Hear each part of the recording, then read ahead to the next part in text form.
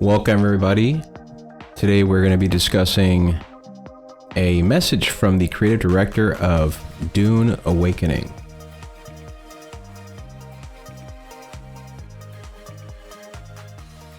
Okay.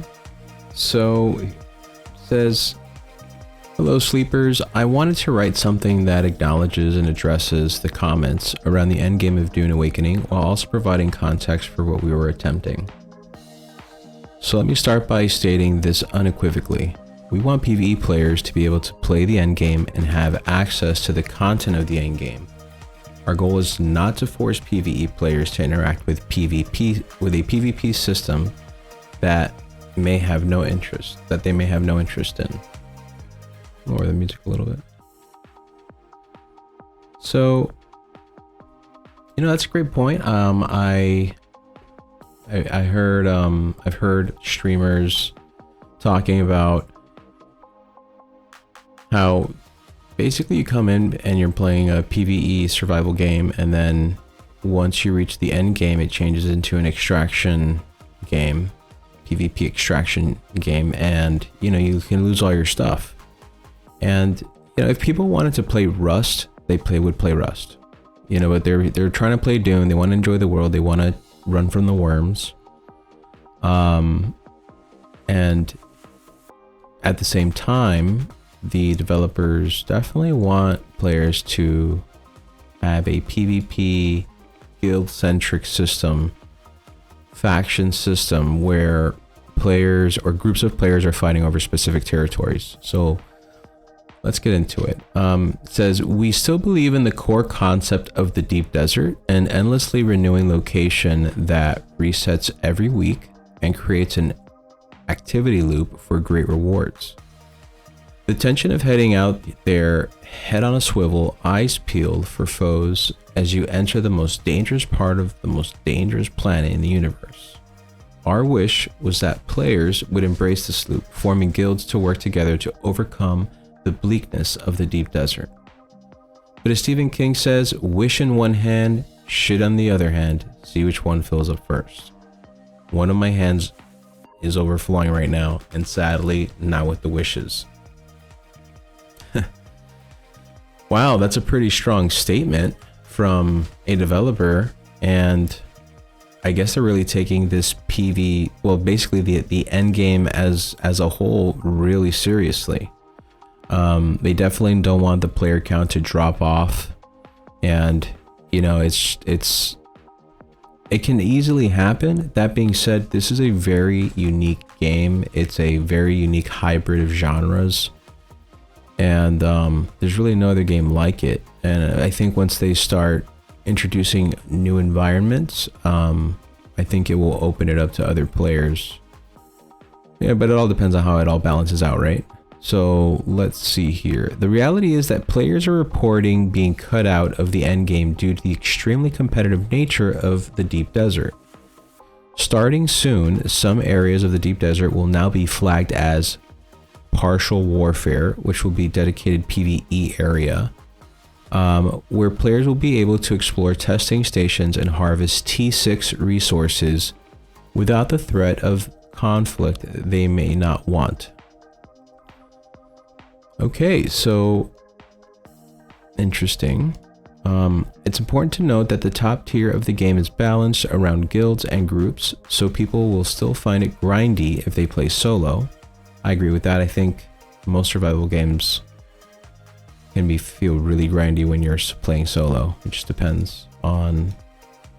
Well, I guess it depends on if they allow calibrations and settings, right? And private hosting, but let's continue. Landstride control points, shipwrecks, and largest spice fields within this region of the deep desert will remain War of Assassins PvP flagged. Okay. So PvP will still exist in the deep desert, but now there's a PvE section in the deep desert. Awesome.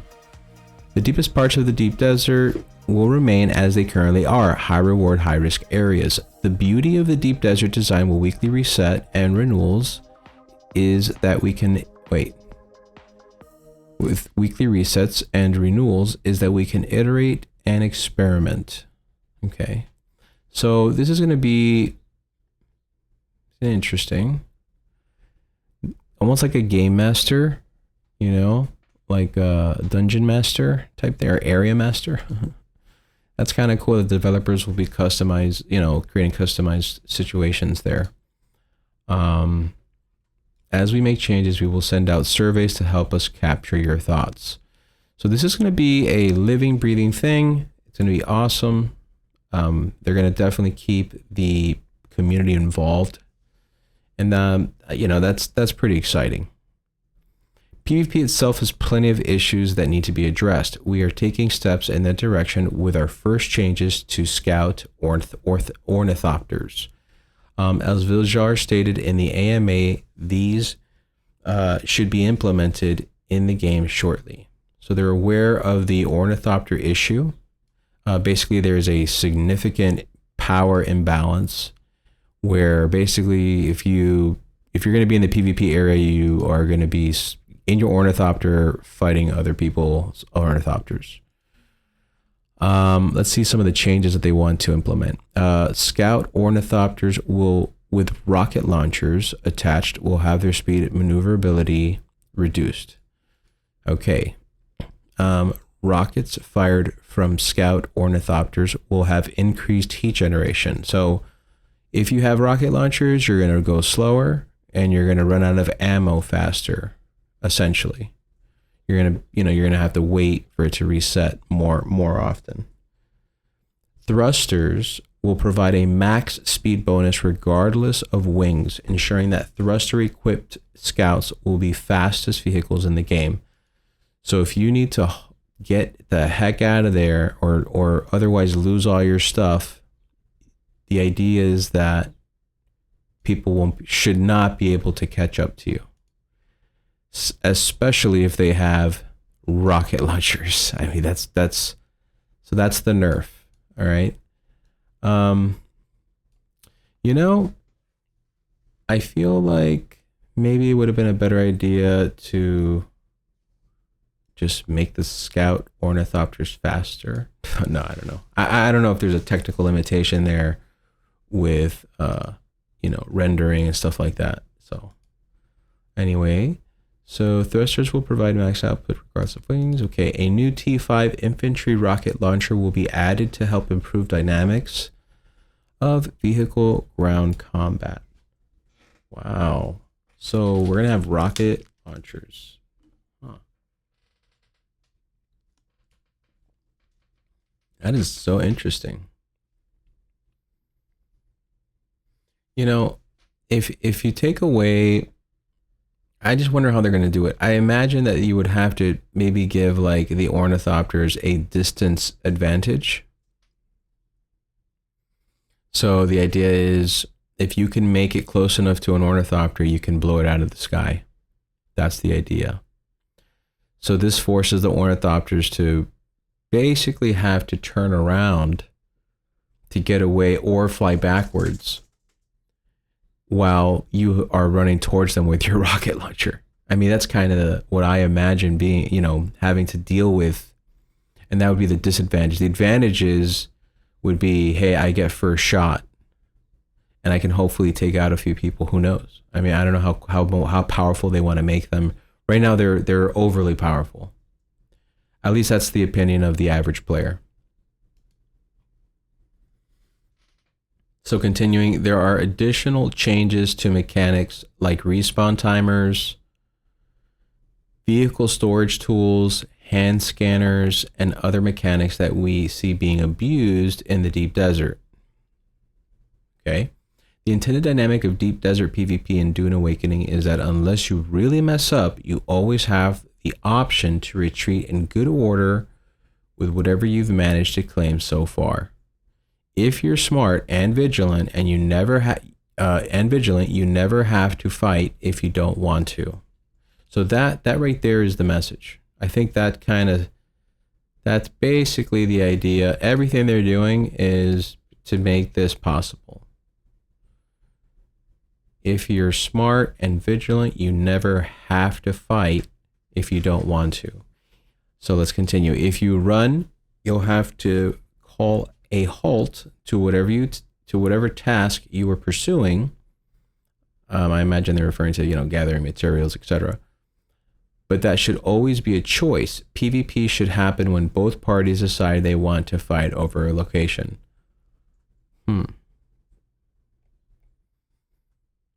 Okay. The deep desert becomes a place where people battle it out over specific objectives, unburied testing stations and shipwrecks, resource focused islands, and of course spice bowls. Okay. Finally, the intended dynamic has always been combined arms. Okay, so this is the other side of the coin. So here they're talking about, they're introducing everything into the, they're introducing PvE. They're releasing the T6 resource. Here they're talking about PvP, okay, and how you should be able to only have to do PvP, even in the PvP areas. You should only have to do it by choice. That's what their goal is. And then here is their final message. The intended dynamic has always been combined arms. We have infantry and group vehicles and air vehicles. And they're all supposed to have clear roles, clear strengths, and clear counters. So they're going to be building in a paper, rock, scissors system into this. Okay. Where if you're a flying vehicle, you're going to be susceptible to certain things. And you're going to be strong and have an advantage in certain things. If you're on foot, same idea. And if you're in a ground vehicle, same idea. And that's what, makes everything require balancing amongst the guilds. And if you find a meta like we always do so quickly in any given way, well, then you're only going to have that specific thing being chosen by the players. So a paper, rock, scissors system is really the only way to keep it balanced. If you have too many airships, not enough ground troops, then you're going to suffer. If you have too many ground vehicles, not enough ground troops, not enough air, you're going to suffer. The idea is you got to keep it balanced all three ways: air, land, and foot, or whatever else, right? I mean, if they introduce a fourth, well, then that's when things get complicated. But anyway, let's continue.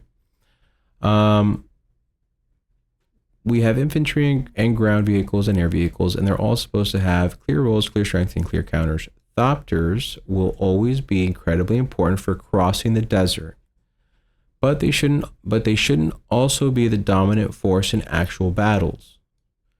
We're planning to make more changes to the deep desert to accommodate ground battles and reinforce use of player builds.